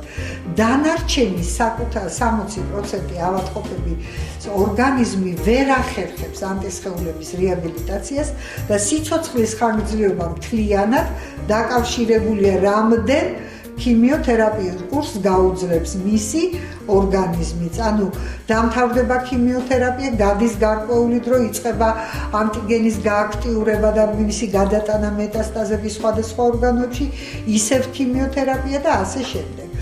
ამ შემთხვევაში ძალიან ხშირად ისმება კითხვა, ფიტოთერაპია არჩენს ონკოლოგიურ დაავადებას? რა თქმა უნდა, არ არჩენს, მაგრამ ფიტოთერაპია მინდა ყველას გასაგონად ხმამაღლა და აბსოლუტურად სერიოზულად განვაცხადო, ეს არის მკურნალობა, რომელიც მთლიანად მუშაობს ანტისხეულებზე. ანუ ეს არის მკურნალობა, რომელიც იწყება ორგანიზმის დეტოქსიკაციით, იმუნური და ენდოკრინული სისტემის გააქტიურებით, ორგანიზმის განთავისუფლებით თავისუფალი რადიკალებისაგან, რასაც მოსდევს უკვე საკუთარი ანტისხეულების გააქტიურება, რომელიც ყლაპავს აქტიურ ანტიგენს და პროცესს აჩერებს. ეს არის და ეს არის მედიცინის ანა და ბანა, რომ მწვავე დაავადება გადავიდეს სწრაფად ქვემწვავეში, შემდეგ ქრონიკულ დაავადებაში, რომლის მართვაც გაცილებით უფრო იოლია და მინდა მოგახსენოთ, რომ ქრონიკულ სიტუაციაში ადამიანები არ იღუპებიან. იღუპებიან მაშინ, როდესაც ვერ ხერხდება ნებისმიერი დაავადების მწვავე ფორმის გადაყვანა ქრონიკულ ფორმაში. აი წამალი არის წამალი, რომელიც ახერხებს აი ამ პროცესის გავლას უმტკივნეულოდ და შემდეგ უკვე მართვას. ამ ყველა მექანიზმის გათვალისწინებით დღეს მთელი მსოფლიოს წამყვანი კლინიკები ძალიან აქტიურად გამოიყენებენ ფიტოპრეპარატებს, განსაკუთრებით ქიმიო და სხიური თერაპიამდე, მის დროს და მის შემდეგ, როგორც დეტოქსიკაციურ საშუალებას, როგორც იმუნური და ენდოკრინული სისტემის მასტიმულირებელ საშუალებას და ასევე საშუალებას, რომელიც ეხმარება ორგანიზმს საკუთარი ანტისხეულების რეგენერაციაში. ქალბატონო მარინა, მე ისიც მინდა დავამატო, ჯერ პირველ რიგში მინდა მაყურებელს უთხრა, აი რატომ არის საჭირო, რომ ფიტოთერაპევტი აუცილებლად იყოს სამედიცინო განათლებით და ეს განათლება იყოს ძალიან მაღალი კვალიფიკაციის, რა თქმა უნდა, როგორც დღეს ჩვენი სტუმარი წარმოგიდგინეთ და გარდა ამისა, მინდა გითხრათ კიდევ ის, რომ დღეს ძალიან ისეთ განვითარებულ ქვეყნებში, ევროპის, ასევე ამერიკაში, თითქმის მეოთხე, მეხუთე ძალიან ისეთ დიდ წარმატებულ კლინიკებში იყენებენ ინტეგრაციულ მედიცინას. ინტეგრაციულ მედიცინას, რომელსაც დღესდღეობით ჩვენ საქართველოში საერთოდ არ ვცნობთ. არც ალტერნატიულ მედიცინის არანაირ მიმართულებას არ ვცნობთ და ალბათ სწორედ ეს არის შედეგი იმისა, რომ ჩვენთან არ არის სახელმწიფო ინტერესი არ არის, რა თქმა უნდა, ეს არის მთავარი მიზეზი იმის, რომ შემდეგ ექიმებს არ უჩნდებათ ინტერესი ინტეგრაციული მედიცინის მიმართ. აქედან გამომდინარე, ცოდნაც არის, რა თქმა უნდა, შეზღუდული. რბილად რომ თქვა. აქედან მომდინარეობს ის ძალიან ფრთხილი დამოკიდებულება და ის შიში, რაც მედიცინის მუშაკებს გააჩნიათ ალტერნატიული მედიცინის მიმართ, იმიტომ რომ სადაც ცოდნის დეფიციტია და არ არის იმ დონეზე ის ცოდნა, რა თქმა უნდა, რაც არ ვიცით, იმისი ყოველთვის ჩვენ გვეშინია. და რაც ყველაზე მთავარია, წარმოიდგინეთ სახელმწიფო დონეზე იმდენად არის განვითარებული და მიღებული ალტერნატიული ინტეგრაციული მედიცინა, რომ სადაზღვევო კომპანიები აფინანსებენ ასეთ პაციენტებს, ანუ პაციენტი თვითონ ირჩევს, რა თქმა უნდა, ექიმის გზას და მეთოდს. ექიმი აძლევს მას მიმართულებას, არ ებღაუჭება პაციენტს, არ არის მხოლოდ და მხოლოდ ორიენტირებული ადამიანი, მხოლოდ და მხოლოდ მედიკამენტურ მკურნალობაზე, იმიტომ რომ ძალიან ბევრ ადამიანს არ აქვს დაუშვათ სურვილი მედიკამენტური მკურნალობა ჩაიტაროს და მისი განწყობა, თუნდაც ფსიქოლოგიური განწყობა, ფიზიოლოგიური შეუთავსებლობაც ჩვეულებრივი ამბავია, ხო? სინთეზური პრეპარატების მიმართ აქედან აი ამას უნდა მიექცეს ყურადღება და ამას უნდა გაესვას ხაზი და რა ვიცი, მე ვისურვებდი ალბათ თქვენს და ყველა საღათ მოაზროვნე ადამიანი, რომ ფიტოთერაპია მოხდეს სახელმწიფო ინტერესთა სფეროში. ძალიან მარტივი მაგალითი მინდა გითხრათ, ალბათ ყველა მიცის დოქტორი მომის, ეს არის ფიჭვის გამონაწილე და არის ამოსახველებელი საშუალება. ეს არის წამალი, რომელიც პრაქტიკულად მთელ მსოფლიოში ყველგან იხმარება და გამოიყენება. და აღმოჩნდა, რომ დოქტორმა მომმა ამ ფიჭვის გამონაწილეს მიღება მიიღო 5 კვადრატულ ფართზე ოთახში. ამის შემდეგ ეს თვითონ სახელმწიფო იმდენად დაინტერესდა ამით, რომ უზარმაზარი ინდუსტრია შეიქმნა და დღეს მარტო დოქტორი მომის წამალი სახელმწიფოსთვის, გერმანიისათვის თურმე ყოველწლიურად მოაქვს 100 მილიონი ევროს შემოსავალი. იმიტომ რომ ეს წამალი მოხდა სახელმწიფო ინტერესთა სფეროში. მე იმედი მაქვს, რომ როდესმე დადგება დრო, როდესაც ჩვენი ისტორიული და გენეტიკური გამოცდილება იქნება ინტერესის სფერო სახელმწიფოსთვის და ქართული ფიტოთერაპია თავის საამაყო ადგილს დაიჭერს მსოფლიო მედიცინაში. მაგრამ მე მაინც ვფიქრობ, ქალბატონო მარინა, რომ ჩვენ არ უნდა ველოდოთ დროს, ჩვენ მაქსიმალური უნდა გავაკეთოთ, თუნდაც ასეთი გადაცემების საშუალებით, თუნდაც თქვენ ყველანაირად ის თქვენი ცოდნა ყველაფერი უნდა მიაწვინოთ იმ ორგანოებს, კომპეტენტურ ორგანოებს, რომლებსაც ხელი ეწიფებათ წარმოაჩინონ, დაეხმარონ და სახელმწიფო დონეზე აიყვანონ, რა თქმა უნდა, ეს ძალიან მნიშვნელოვანი დარგი. ეხლა ის გადაგვჩენია, მე უთხრა ჩვენს ტელემაყურებელს, რომ ჩვენ მოგაწოდეთ ინფორმაცია. სწორედ ამ ინფორმაციას გიტოვებთ განსჯისთვის, დაფიქრდით, გაანალიზეთ და გადაწყვიტეთ, რომელი მკურნალობის მეთოდი იქნება თქვენთვის უფრო სასარგებლო, უფრო შედეგიანი და ქალბატონ მარინას მე თქვენი სახელით და ასევე ჩემი სახელითაც ძალიან დიდ მადლობას გადაუხდი მოგზაურობისთვის, შეწუხებისთვის და ვფიქრობ, რომ ქალბატონი მარინა ჩვენი გადაცემის სტუმარი კიდევ რა ბევრჯერ იქნება, მე ამის იმედს ვიტოვებ და თქვენ ჩამოგართმევთ ამის პირობას, ქალბატონო მარინა და დავემშვიდობოთ ახლა ჩვენს მაყურებელს შემდგომ შაბათამდე კარგად და ჯანმრთელად ბრძანდა. ქალბატონო ასმა, თქვენის ნებართვით მე კიდევ ერთხელ ჩამოვთვლი მხოლოდ სახელებს სამკურნალო მცენარეებისას, რომელიც გამოიყენება საჭმლის მომნელებელი სისტემის პათოლოგიის დროს. თითოეულ ავადმყოფს შეუძლია ეს მცენარეები შეიძინოს მწვანე აფთიაქში, გააკეთოს საკუთარი კომბინაცია, შეუძლია გამოიყენოს ყველა ეს მცენარე ერთად, შეუძლია გამოიყენოს 2-3 კომპონენტიც, მაგრამ ეს არის მცენარეები, რომელიც გამოიყენება საჭმლის მომნელებელი სისტემის დაავადების დროს. ეს არის გიაში, ეს არის ფუხტარი, ეს არის ჭინჭარი, ეს არის ბალბა, ეს არის ფასფანდუკი, ეს არის დიყი, ეს არის თავშავა, ეს არის კრაზანა, რომელსაც მე ძალიან ჩავაცივდი. არა, იმიტომ რომ ჩინელები ამბობენ, რომ 110 დაავადების დროს ხმარობენ ჩინელები კრაზანას და ასევე ქართულ ფიტოთერაპიაშიც ყოველ შემთხვევაში ქალბატონი რუსუდანის რეცეპტურაში ყველგან არის კრაზანა. ამავდროულად ქრისტეს სისხლა მომზადების წესი არის ესეთი, დღიური დოზა ამ მცენარეების უნდა შეადგენდეს მხოლოდ 40-50 გრამს. ეს იმას ნიშნავს, რომ თქვენ თვითონ გაანაწილებთ, თუ აიღებთ 4 სახის მცენარეს, თითეული იქნება 10 გრამის რაოდენობის. რა თქმა უნდა, თუ გამოიყენებთ 8-9 მცენარე, შესაბამისად მისი დოზა, მოცულობა შემცირდება.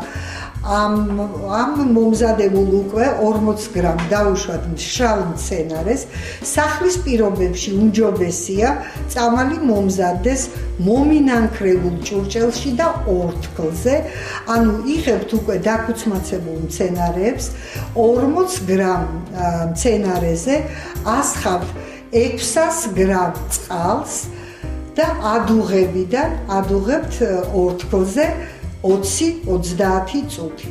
შემდეგ აცივებთ თავდახურულ ჭურჭელში, წურავთ მხოლოდ გაცივების შემდეგ და უკვე იღებთ 100 გრამს სამჯერ დღეში, ჭამამდე 9 საათით ადრე. გისურვებთ ჯანმრთელობას და წარმატებებს ცხოვრებაში. მაშინ მე ქალბატონო მარინა, როგორც ხედავთ, ჩვენი მაყურებელი ვერ ველევით, ჩვენ ერთმანეთს მაყურებელი და ჩვენ ერთმანეთს ვერ ველევით, ამიტომ არ დაგავიწყეთ ასევე ამარანტისა და ტოპინამბურის, ანუ მიწა-ვაშლას გამოყენება. მიწა-ვაშლა ძალიან ხელმისაწვდომია, კიდევ ერთხელ გაგიმეორებთ. და მზა პროდუქციით თუ თქვენ თვითონ შეგეზარებათ მისი გამზადება, სახში გამოწყობა, შეგიძლიათ ასეთი სახით ჩვენს სუპერმარკეტების და სხვადასხვა ქსელში მიიღოთ ასეთი სახით, ისე რომ ეს თქვენს ჯანმრთელობას ნამდვილად წაადგება. კიდევ იმეორებთ, ეს არის ამარანტის და ტოპინამბურის, ანუ მიწა ვაშლას დანამატებით გამომცხვარი უსაფუარო ჯანმრთელი ჯანსაღი პური, რომელიც თქვენს ჯანმრთელობას მხოლოდ და მხოლოდ წაადგება. ეხლა კი ნამდვილად გემშვიდობებით, კარგად ბრძანდებოდეთ მომავალ შეხვედრამდე.